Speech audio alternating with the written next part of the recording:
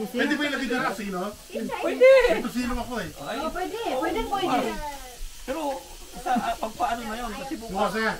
Nilagay ko yung mga damit sa ano sa... Kahit itlog. Hindi na makakain.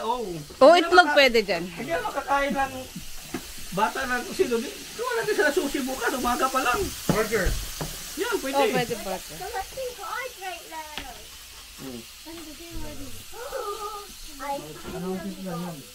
Ha? Oyster, ginagaran ko ng carrots, tapos mirin, garlic powder, sesame oil, black pepper. Malinis na yan ah. Yan sa side. Asan yung sibas ni parang namin? Sibas ang ano, ito. Tama natin dyan. Naglakad ka lang?